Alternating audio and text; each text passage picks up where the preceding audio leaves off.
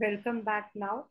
And today I'm going to start the chapter, the very first chapter, which we have done along with the notes. Now I'm going to start the same chapter with NCERT.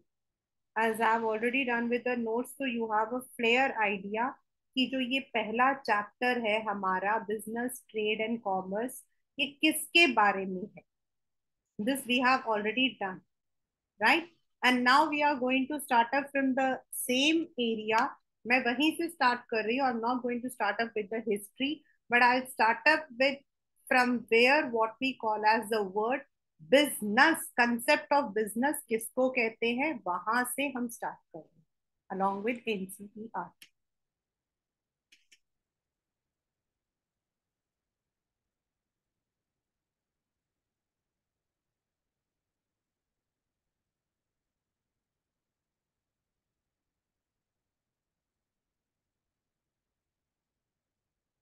These are the, if you have your NCERT, you can see all the one which is there.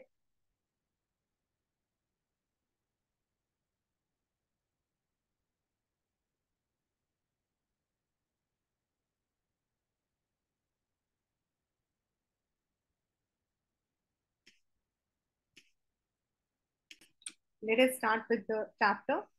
Now, as per, we are going to do the chapter as per the NCERT. Why I am focusing on this word NCERT? क्योंकि जो आपके paper में questions आते हैं, specifically the case based studies, you don't have a direct question. आपसे कोई ये नहीं पूछता है कि what is this. आपसे पूछा जाता है कि अगर ये ऐसा हुआ तो what is this. तो in that way you need to understand. और जब भी पेपर में क्वेश्चन आता है, आपसे पहले भी 12th स्टैंडर्ड वाज डूइंग, तो I told them also the same thing कि बच्चा आप लोगों को बिल्कुल एनसीईआरटी के इन वर्ड्स पर ध्यान करना है. चाहे क्वेश्चन में राम लिखा हो, श्याम लिखा हो, समीर लिखा हो या कोई और लिखा हो, what ever it is return, आपका जो बेसिक होता है, जो उसके अंदर जो बाकी सामान होता है, that is cut and paste from NCERT. That is cut and paste from NCERT.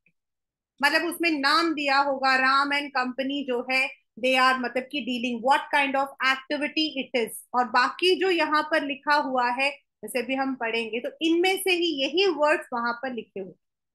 So that is why in 11th as well as in 12th standard, specifically in business studies, you need to very thoroughly read NCERT. The term business is derived from the word busy. But मैंने आपको उस दिन बताया था कि busy का मतलब ये नहीं है कि भाई मैं जो हूँ मतलब कि मूवी देख रही हूँ मैं busy हूँ, तो that is not busy. However, in a specific sense, business refers to an occupation in which people regularly engage in activities related to purchase, production, sales of goods or services with view to earn profit. हम business इसलिए नहीं कहते कि मैं अभी TV देख रही हूँ तो मैं बिजनेस बिजनेस कर रही हूँ. No. When you are doing something on a regular base, तो आपके पेपर में से क्वेश्चन आया which concept has been identify the concept, तो उसके अंदर लिखा होगा कि the person is in an occupation where he deals regularly in purchasing and production of कोई भी सामान and to earn profit. तो ये कौन सा कंसेप्ट हुआ? Business. If you look around, you will find people undertaking various activities. और हम सारी एक्टिविटीज को जितने भी हैं, हम सुबह उठते हैं उससे लेकर रात तक की सारी एक्टिविटीज को हम दो हिस्सों में डिवाइड करते हैं. One is economic activities and the second one is non-economic activities. आपके पेपर में ये वाला जो क्वेश्चन है, this can be in this way: your mother cooks food for the family. What kind of activity is it? तो इसका मतलब हो जाता है, इसका मतलब हो जाता है कि कौन से तरह की एक्टिविटी। तो economic activities are those by which we earn our livelihood, whereas non-economic activities are performed out of love, sympathy, sentiment, patriotism. आपने जो है एक मतलब कि आपने जाकर मंदिर में 100 रुपए दान किए, तो do you call it as an economic activity? No, for you it is non economic. आपने अपनी मम्मी को काम करने में मदद किया, आपकी मदर ने आपको पढ़ाया, all these are non economic. For example, a worker working in a factory, doctor operating his clinic, manager working in office, teacher teaching in school, they are all economic. On the other hand, a housewife cooking food, a boy helping an old man cross the road are non-economic. अब हम इसी economic activities को जो है अलग अलग हिस्सों में करते हैं, which I had already told you, business, profession and employment. मतलब या तो आप किसी बिजनेस कर रहे हो, या आप चार्टर्ड अकाउंटेंट, डॉक्टर, या फिर आप लॉयर हो, या आप किसी कंपनी में काम करते होंगे। तीनों इकोनॉमिक एक्टिविटीज है। इन बिजनेस आप प्रॉफिट अर्न करते हो, कुछ भी, या तो बनाकर या कोई सर्विस देकर। This is one of the question which came as I told you, give reason करके, और ये सेम का सेम आया था, बट इसमें क्वेश्चन दिया था identify the kind of economic activity. A store owner sympathizes with a needy elder person and gives medicine for his ailment. Free में दिया है, तो that is called as non economic. Then football coach giving training to his daughter, again non economic। तो ये आपके health worker treating her patient, economic, because they are earning. ये आपके questions आते, you can see the questions. Now what are the features, characteristics of business activity? मतलब characteristic या feature का मतलब है, भाई आपने एक लैपटॉप खरीदा, आपकी मम्मी ने कहा चलो Pragya you have got 95% in boards, मैं आपको नया फोन दे रही, राइट? नाउ आप जब फोन लेने जाओगे तो सबसे पहले आप क्या करते हो? मम्मा उसमें कैमरा होना चाहिए, उसके अंदर ये चीज चलनी चाहिए। This is very common, even I also have the same thing. मेरे को ये होता है कि मेरा जो है मतलब my all the things should be compatible. मेरा लैपटॉप, मेरा मतलब कि टैब सब कंपैटिबल होना चाहिए। I am not fond of this picture विक्चर की, मुझे इतना नहीं है, I am not that much. मैं सेल्फी तो खैर लेती ही नहीं हूँ, मुझे ऐसा लगता है जिस दिन मैंने अपनी सेल्फी लेकर कभी घर में कोई काम है मैं भेजती, तो मुझे ऐसा लगता है हे भगवान मैं भूत की फोटो भेज देती हूँ। तो फोटोज की तो नहीं है, लेकिन हाँ मेरा अपना काम होता है। तो आप बोलते हो मम्मा नहीं उसमें कैमरा इतना, आजकल तो है ना 48 मेगापिक्सल, 72 मेगापिक्सल का कैमरा होना चाहिए। मम्मा मेरे फ्रेंड के पास वो कैमरा, उसमें कैमरा बहुत अच्छा है, उसका वो बहुत अच्छा है, उसका शटर बहुत अच्छा है। That is called as the features. तो बिजनेस के फीचर्स क्या है? Very first is it's an economic activity. The very first is कि वो हम करते हैं, इकोनॉमिक्स का मतलब हो जाता है जहां हमारा पैसा इन्वॉल्व है। इकोनॉमिक का मतलब हो जाता जहां there is some earning, and we are not doing it because मैं बिजनेस इसलिए नहीं कर रही हूँ क्योंकि मुझे सिंपैथी मिल रहा है, मुझे इमोशन मिल रहा है। Nobody can do it. कोई दुकान वाले से पूछो कि भाई आप दुकान में सब्जी बेच रहे हो, क्यों बेच रहे हो? क्योंकि मेरे को बड़ा मन करता है सब्जी बेचने का। या गोलगप्पे वाले से जाके पूछते हो कि भाई आप पानी पूरी क्यों भेज रहे हो, मुझे बड़ा अच्छा लगता है, सारी औरतें मेरे सामने खड़ी होती हैं दोना लेकर। ऐसा कोई नहीं कहेगा। Everyone has to earn money.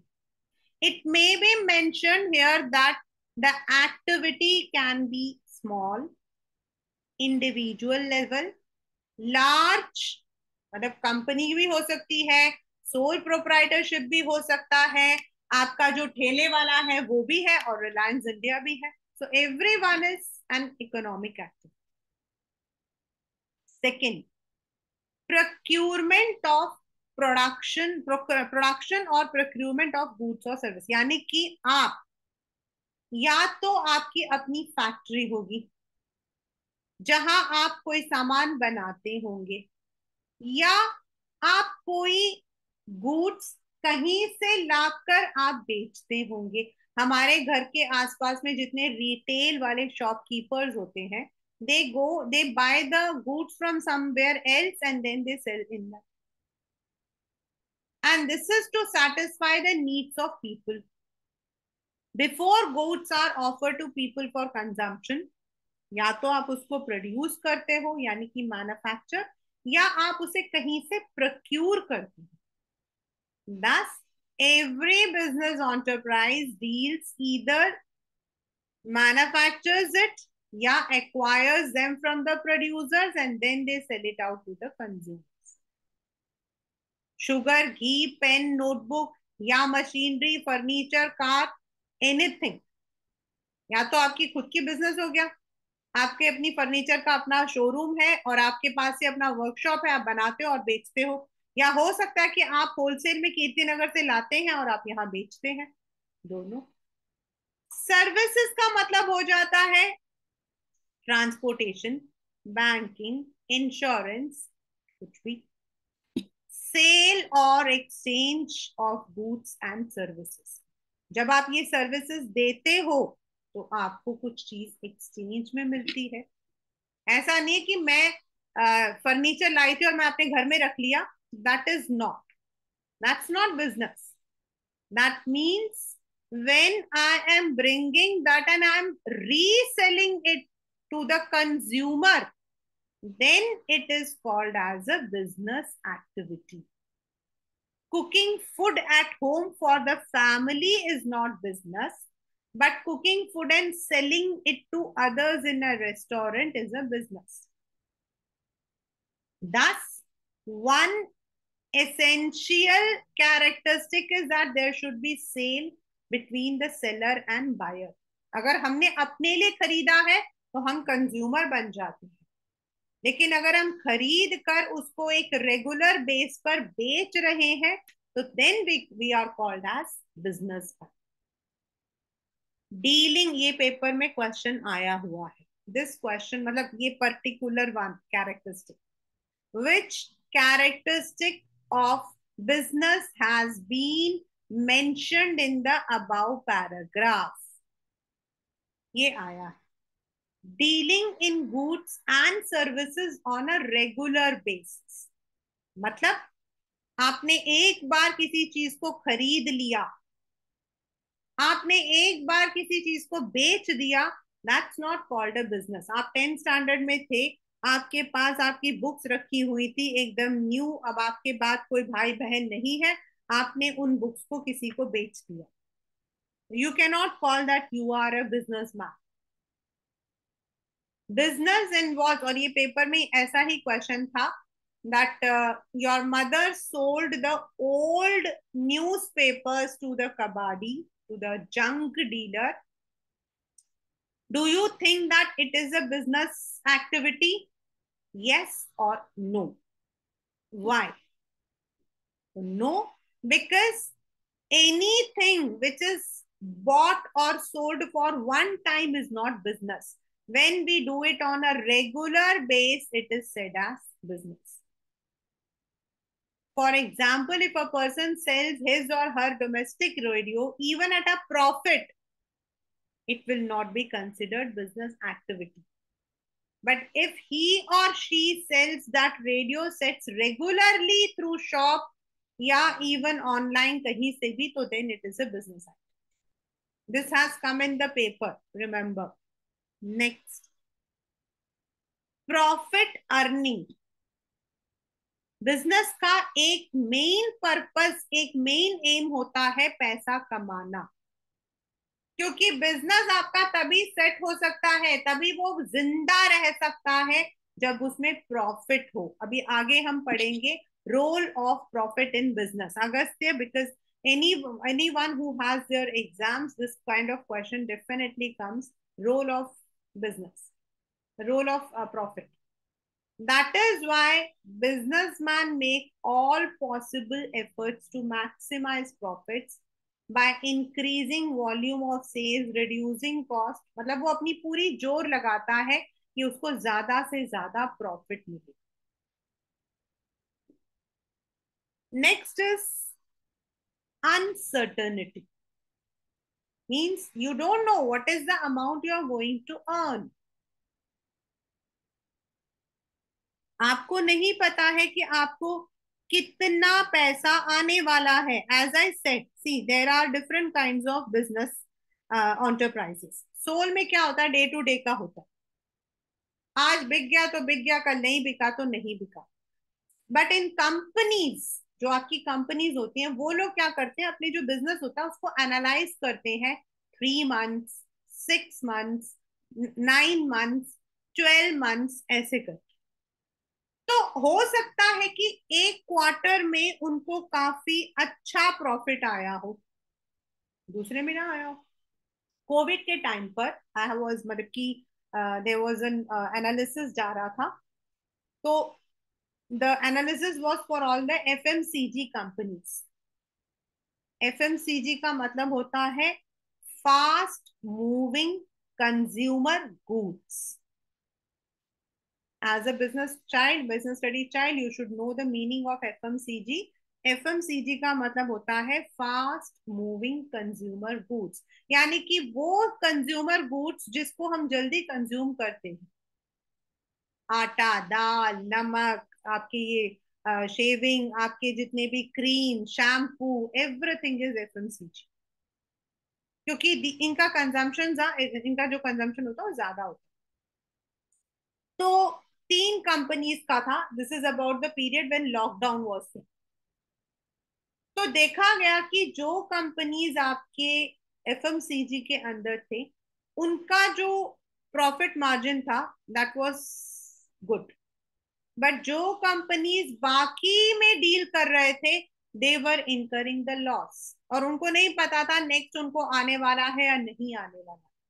Because business एक गैम्बल है, स्पेकुलेशन है, जहां पर बहुत सारे फैक्टर्स होते हैं जो आपके बिजनेस को इफेक्ट करते हैं. Uncertainty of return refers to the lack of knowledge relating to the amount of money that the business is going to earn in a given period. Every business invests some money, जिसको हम बोलते हैं capital. और अब देखो बच्चा, आपने 1 लाख रुपए लगाया एक बिजनेस पर. ठीक है, आपने लगाया 1 लाख रुपए. I am giving a very small example. Every month you are getting a return of 10,000 rupees. अब आप ये नहीं बोल सकते कि आपको 10,000 का प्रॉफिट हुआ है. आप ये नहीं बोल सकते हो कि आपको 10,000 का प्रॉफिट हुआ है. आप उस 10,000 रुपीज में आपको सारे खर्चे निकालने हैं. If you have taken some loan, you have to repay, you have to give the interest. तो जो आपके पास बच जाता है, that is profit. And that profit जो है, that is uncertain. There is always a possibility of loss despite the best efforts put into business. Element of risk. अब अनसर्टेनिटी है. अनसर्टेनिटी क्यों है, क्यों अनसर्टेन है, क्यों आपको मतलब कि रेगुलर नहीं है. अब आप जॉब पर जाते हो, आप जॉब पर जाते हो, आपके बैंक में, मतलब कि I am not talking about the workers, I am talking about the people who work in the office. आपके बैंक में exactly 31st, first, second, third आपको सैलरी मिल जाए. But if you are having your own business, you may not be insured about the same. तो ऐसा क्यों होता है? This is because risk is there in all the business. The risk is different. It is some unfavorable or undesirable event. जैसे अभी Covid हुआ था, हमें से कितने लोग होंगे जिन्होंने गाड़ियां खरीदी थी, गाड़ियों के शोरूम्स ही बंद थे। उस वक्त में सबसे ज्यादा जो बिका था वो था आपका laptop and telephones, phones, in fact mobile phones, because everybody needed phones, laptops for working from home. But how many people had bought the scooties? तो कोई भी आपका चेंज हुआ, whether it is a consumers taste, fashion, changes in the method of production, strike, lockout, increased competition. भाई पहले आप थे, अब आपके जैसे चार जने हैं, it is always there. And ये रिस्क से हमारी जो इनकम होती है वो कम हो जाती है। फॉर एग्जाम्पल, से देर इज वन, मतलब कि देर वॉज वन स्टोर, आई मतलब कि मुझे पता है, अभी नहीं, बहुत पहले की बात बता रही हूँ, that was the only store in that market. उसको लाला जी की दुकान बोला जाता था। That was the only store. And उनके साथ में क्या था कि आटा दाल चावल कुछ भी हो वही था, नेचुरली कि ही वॉज हैविंग, और वो पूरे एरिया के अंदर ही was having the single store Vivek Vihar में। Then what happened, one more store उसी प्रेमिसेस में, और एक और स्टोर दूसरे प्रेमिसेस में खुल गया। अब नेचुरल है कि जो दूसरे प्रेमिसेस में खुला तो जो लोग वहां रहते थे वो वहीं से खरीद लेते थे। अब नेचुरल है कि लाला जी की जो, मतलब उनको हम लाला जी की दुकान बोलते थे, तो उनकी जो इनकम थी वो तो कम हो गई। तो कंपटीशन हुआ, कोई भी फायर, कोई natural calamity, there can be reduction in the profit.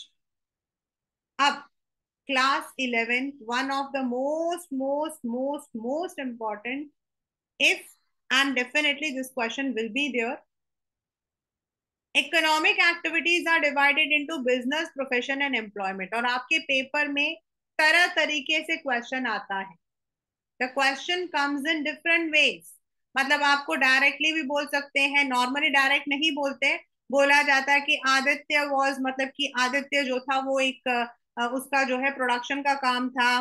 Then मतलब कि अमित जो था वो एक डॉक्टर था, वेर एज मयंक जो था he was working in a firm. तो ये तीनों कौन सी इकोनॉमिक एक्टिविटीज है? तो आदित्य बिजनेस में, दूसरा अमित प्रोफेशन में, and Mayank in employment. Then आपका नेक्स्ट क्वेश्चन होता है differentiate between them on the basis of mode of establishment, reward, capital, risk। यानी कि यहाँ पर जो आपको 9 दिए हुए हैं, इनमें से कोई 3 या 4 पूछा जाता है।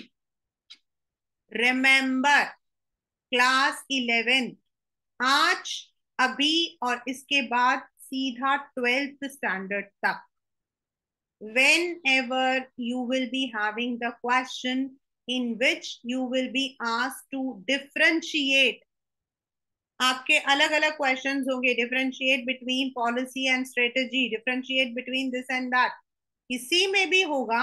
आपको जो पहला करना है वो है basis. You have to write the basis, you have to write the basis.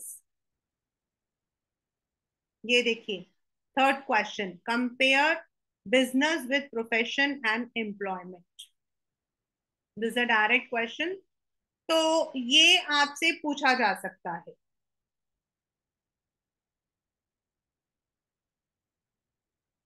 This is the, ये जो पूरा एक 5 था, this is one question based, और मतलब कि this is about the objectives of business, मतलब ये पूरा एक क्वेश्चन है। तो ऐसे आपके क्वेश्चंस होते हैं। So if there is a direct question, compare business with profession, तो आप कोई भी, and you have to see what kind of question it is, whether it is a 3 marker question, 5 6 marker question, 3 4 6 आता है, 3 4 6 आता है। तो 3 मार्क का क्वेश्चन है, 4 मार्क्स का क्वेश्चन है, या 6 मार्क्स का है। और उसके अकॉर्डिंग ही आपको जो है उसे लिखना है, मतलब you have to write it in the same manner. If it is a 3 marker question, आपको 3 पॉइंट्स लेने हैं। If it is a 6 marker question, then you have to take at least 5 points.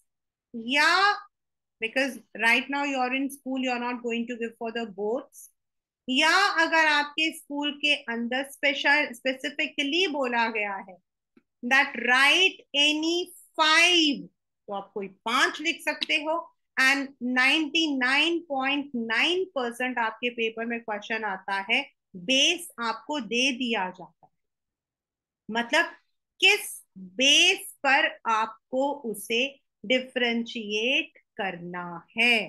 तो वो जो बेस है वो हम अपने लेफ्ट साइड में लिखते हैं। इसमें तो आपके 3 है, that is business, profession and employment, but आगे जो अब आएंगे वो सब दो दो ही होंगे। तो the very fastest mode of establishment, मतलब हम कैसे उसे एस्टैब्लिश करते हैं। इन द बिजनेस, जो करना चाहता है यानी कि द एंटरप्रेन्योर, उसका decision.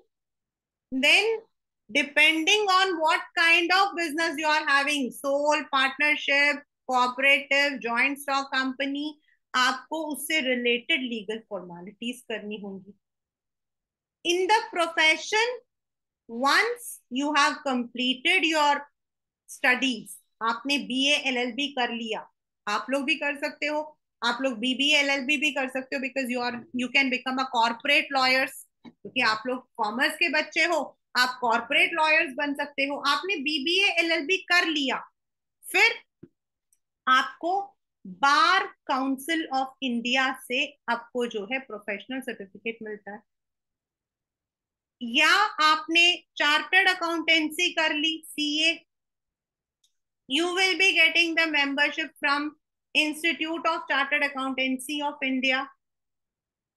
But if you are working in a company, आपको अपॉइंटमेंट लेटर मिलेगा। नेचर ऑफ वर्क, बिजनेस में आप सामान बनाते हो या सामान लाकर बेचते हो। प्रोफेशन में, जिस प्रोफेशन में आप हो, अगर आप चार्टर्ड अकाउंटेंट हो तो वो सर्विसेज, लॉयर हो तो लीगल सर्विसेज, डॉक्टर हो तो मेडिकल सर्विसेज। इन एम्प्लॉयमेंट आपका जो काम है, जो भी आप जिस पोस्ट पे लगोगे, वही आपकी क्वालिफिकेशंस। नाउ यहां लिखा नो मिनिमम क्वालिफिकेशन, मतलब एक डॉक्टर भी अपना बिजनेस चलाता है, एक अनपढ़ आदमी भी अपना बिजनेस कर सकता है, एंड एनी वन, मतलब देर इज नथिंग कि आपको बिजनेस करने के लिए पहले ये चीज करनी पड़ेगी, ऐसा कुछ नहीं है। आई हैव मेनी स्टूडेंट्स, अभी अभी रिसेंट, अभी आज ही in fact one of my old, मतलब कि एक मतलब टीचर फ्रेंड है, उन्होंने मेरे को बोला I want to have my own startup ma'am, तो आप मेरे को थोड़ा सा आइडिया दो। तो the person is in the, मतलब कि he is in some art field. तो इट इज नॉट नेसेसरी कि यू शुड बी, मतलब आपकी कोई क्वालिफिकेशंस होनी चाहिए, यही qualifications. But in profession, if you are a lawyer, you must have that specific field, BA, LLB, BBA, LLB. Whereas in employment, आप जिस पोस्ट पर हो उसके लिए जो जरूरत है, अब आप अकाउंट्स ऑफिसर हो तो आपको बीकॉम या एमकॉम होना पड़ेगा, आप मैनेजर हो आपको एमबीए होना पड़ेगा, मतलब इट डिपेंड्स। रिवॉर्ड और रिटर्न, इन बिजनेस जो हमें रिवॉर्ड मिलता है उसको, और ये बड़ा ही इंपॉर्टेंट क्वेश्चन है, ये 1 मार्कर में भी कई बार आता है, जो हमें बिजनेस में मिलता है उसको हम बोलते हैं प्रॉफिट। वेयर जो हम प्रोफेशन में कमाते हैं, जो लॉयर को हम देते हैं, डॉक्टर को हम देते हैं, उसे हम कहते हैं फी। वेयर इन द एम्प्लॉयमेंट, जो लोग ऑफिस में काम करते हैं उनको हम बोलते हैं सैलरी, जो आपके मतलब की वर्कर कैटेगरी में होते हैं उनको हम बोलते हैं wages. Next is capital investment, यानी कि आप कितना पैसा लगाते हो। भाई छोटी बिजनेस है, छोटा ज्यादा पैसा नहीं लगता, A business can be started with 5,000, 10,000, 1 lakh, 10 lakh, 1 crore, 10 crore, depending on what size of business you want. Whereas in the profession, अब भाई प्रोफेशन के अंदर आप अपना जो हो एक छोटा सा केबिन बनवा रहे हो चार्टर्ड अकाउंटेंसी प्रैक्टिस करने के लिए, आप अपना क्लिनिक बना रहे हो, तो दैट विल डिपेंड जितना आपको लगाना है.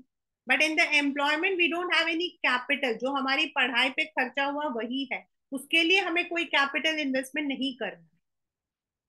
Risk, profit are uncertain and irregularity. Risk is high. Paper में आता है risk is high.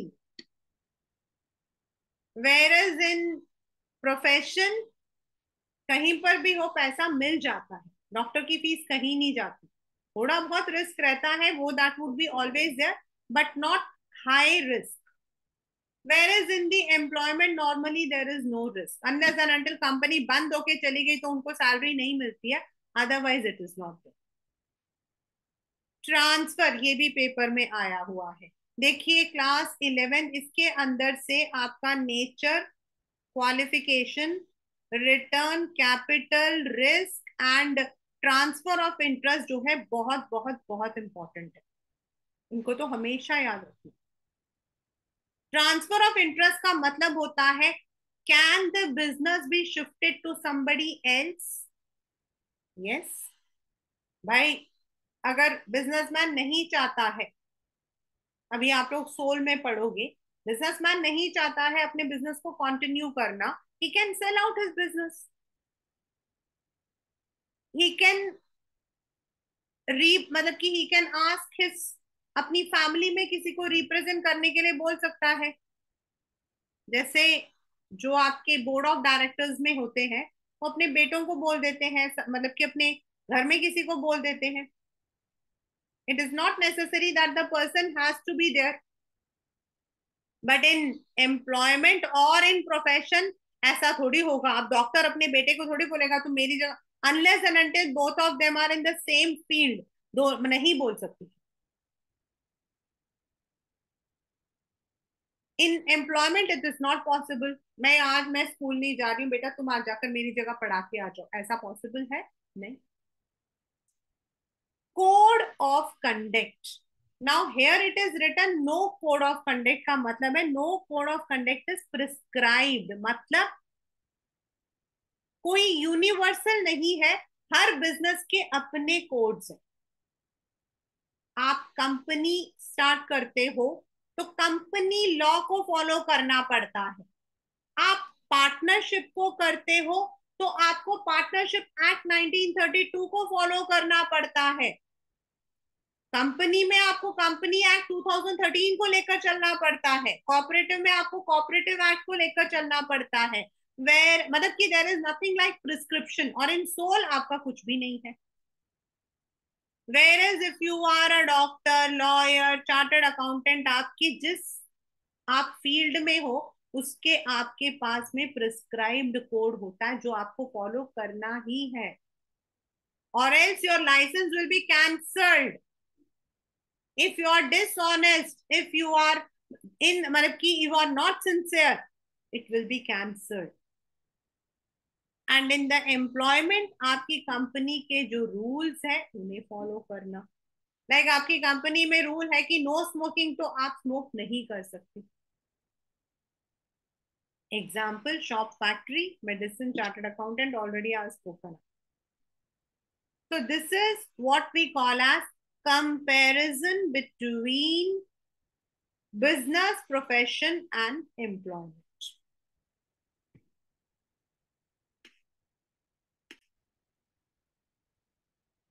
Now we are moving to the next concept, that is अब हम business के बारे में पढ़ने वाले हैं. The entire book is about business. We are going to study about business and how we manage the business, that is हमारा 11th and 12th. तो व्हाट आर द काइंड, हमने कहा जब हम बिजनेस को करते हैं तो हम सामान बनाते भी हैं, यानी कि procure, sorry produce, industries, and हमारा गुड्स एंड सर्विसेज भी हो सकता है। We can also procure things, यानी कि ट्रेडिंग। तो ये सारा कुछ आपका जो है बिजनेस है। तो सबसे पहला हमारा आता है इंडस्ट्री, यानी कि प्रोडक्शन। एंड कॉमर्स आपका होता है विच आर नेसेसरी। कॉमर्स के अंदर वो एक्टिविटीज होती हैं जिसके अंदर बिजनेस मतलब जो प्रोडक्शन है उसको हेल्प करता है। Industry refers to the economic activity where the raw materials are transformed into finished goods. जैसे आपके उसमें आपको मैकेनिकल अप्लायंसेस यानी कि मशीनें, टेक्निकल स्किल्स, आपके जो वर्कर्स होते हैं उनको टेक्नोलॉजिकल स्किल्स आने चाहिए।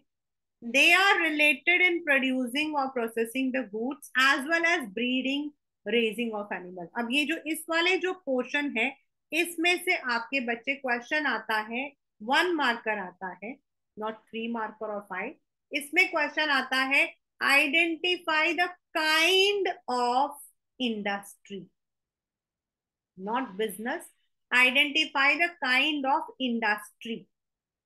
और आपको इंडस्ट्री में मतलब अगर आपका एक्सट्रैक्टिव है, जेनेटिक है, या मतलब या फिर आपका कंस्ट्रक्शन है, या आपका टेरिशरी है, आपको ये बताना है। तो you need to be very extra cautious while answering these kinds of question.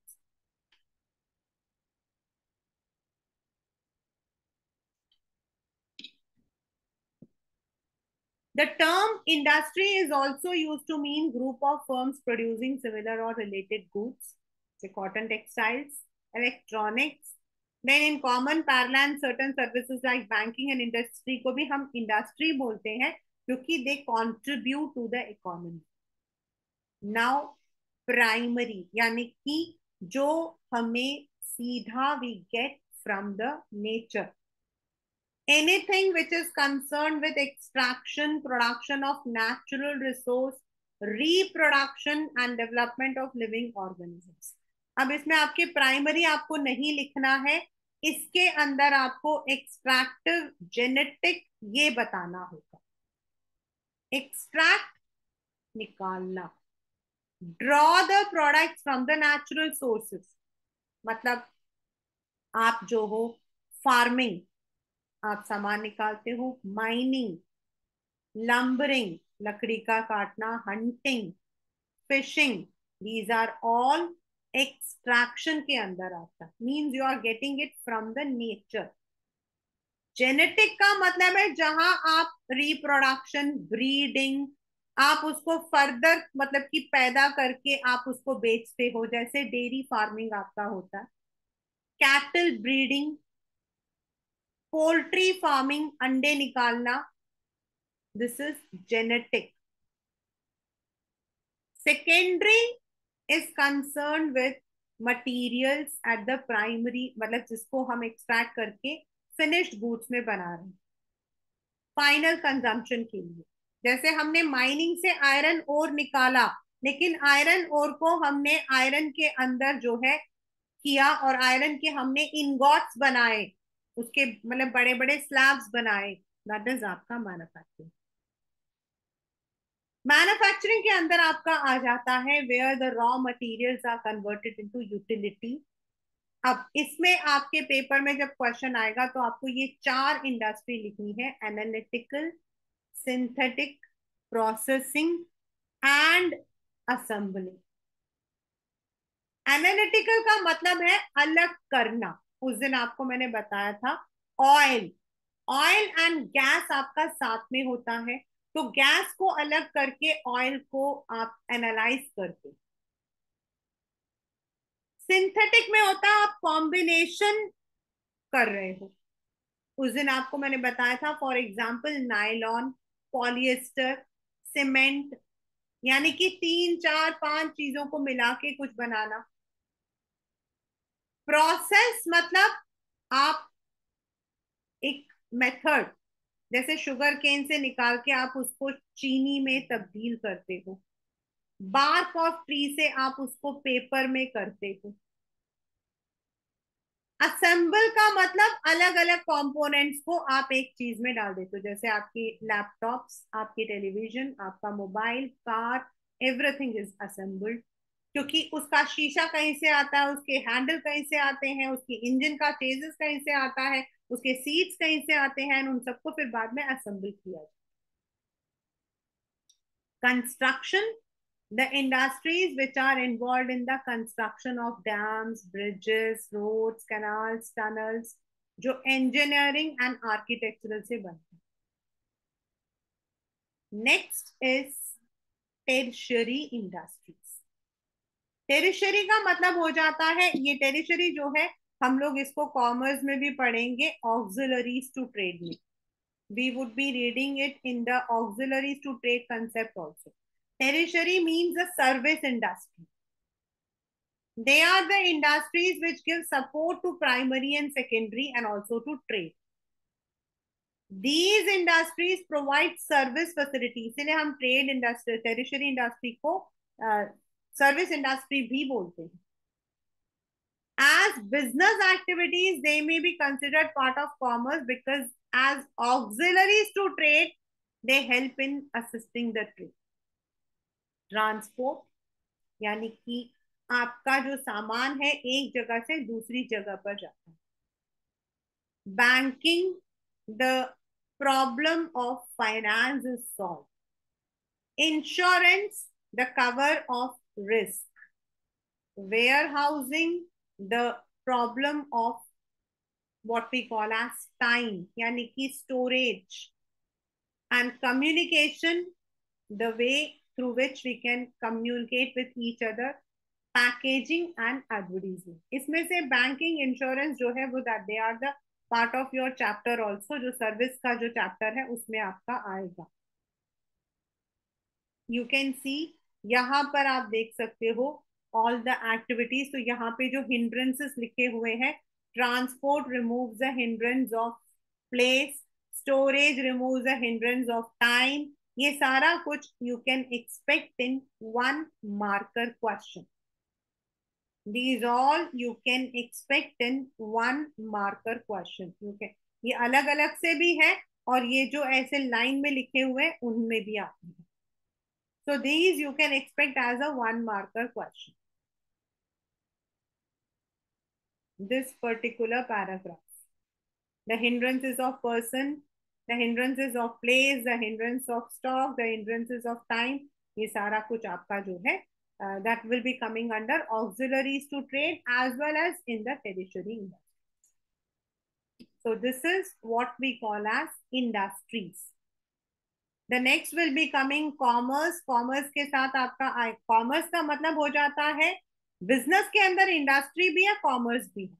Business is a larger, it's a broader concept. Whereas industry and commerce हमारा उसके अंदर के कॉमर्स, और कॉमर्स के अंदर हमारा आता है सामान का लेकर उन्हें बेचना, चाहे हम उसे विद इन इंडिया बेच रहे हैं internal, whether we are selling it outside India external. और कॉमर्स के अंदर व्हेन द ये जो ट्रेड है ये अपने आप तो होंगे नहीं, ना इंडस्ट्रीज अपने आप चल सकती है ना ट्रेड अपने आप चल सकता है. So we need banking, insurance, warehousing, transport, and these are all called as tertiary as well as auxiliaries to trade. So this is till what we will be doing today. So in a nutshell, let me revise what we have done. I'll just synopsis. First of all, हम लोगों ने किया ये वाला जो है this comes in the photo. ये क्या है? So this is the current scenario of India. That is आपका make in India, GST, one nation one tax, foreign direct investment, ये जो शेयर बना मेक इन इंडिया ये पेपर में आया हुआ है. Then these are the centres that day I had told you. ये हमारे मेजर सेंटर्स हैं where in earlier period the business or the trade used to take place. And then hundis and chittis ये आपके पेपर के अंदर आ सकता है. Hundis and chittis that is आपके जो है they are the documents which are used for trade credit, आज की डेट पर हम इसको बिल ऑफ एक्सचेंज से बोलते हैं। यानी कि when I am not giving you the money, मैं आपसे क्रेडिट ले रही हूं लेकिन उसकी जगह पर मैं आपको कुछ लिखा पढ़ी देती हूँ। All the activities which we do, anything is divided into two. One is the economic activity and second one is the non-economic. Economic activities are all those activities which we do regularly to earn money. It can be making, producing something, or it can be procuring something and selling it out. Non-economic activities are all those activities which we do only for our self-satisfaction, out of love, sympathy and all. Economic activities को further हम लोग जो है हम उसके characteristics को बनाते हैं। It is an business, business को हम बोलते हैं economic activity, dealing in goods and services, some exchange mechanism, doing it on a regular base, uncertainty of returns, risk associated, ये सारे उसके कैरेक्टरिस्टिक्स होते हैं। Then economic activities को we divide into business, profession and employment. Business where you are producing or procuring, profession where you are having a professional degree and you are practicing, and employment when you are working for someone else. When you are dividing them, when you are distinguishing them, you might be given the basis. फिर हमने आगे पढ़ा कि business को हम further classify करते हैं into industries, और इंडस्ट्री के अंदर हमने पढ़ा प्राइमरी इंडस्ट्री। प्राइमरी के अंदर हम लोगों ने पढ़ा फर्स्ट ऑफ ऑल हमने extractive and genetic. Then secondary, secondary के अंदर हम लोगों ने पढ़ा first is analytic industry, second is synthetic industry, third is processing and fourth is आपका असेंबली। देन आपका कंस्ट्रक्शन एंड देन हमारा tertiary industries. So this is what we have done for today. In the next class, we would be going towards commerce, auxiliaries to commerce. Then definitely we have the concept of what is the role of profit in business, what is risk, और risk में आपसे questions पूछा जा सकता है कि what kind of risk was it? मतलब earthquake आया तो वो कौन सा risk हुआ? Natural. If there was a theft, यानी कि उसमें एक इंसान था तो human cost. If there was a political disturbance, other cost. तो आपसे जो है रिस्क के कॉस्ट पूछे जाते हैं पेपर के अंदर। And why profit is important, because business तो रन ही करेगा प्रॉफिट पर। And then last but not the least is what are the objectives of business. So this is all in the chapter that is business, trade and commerce.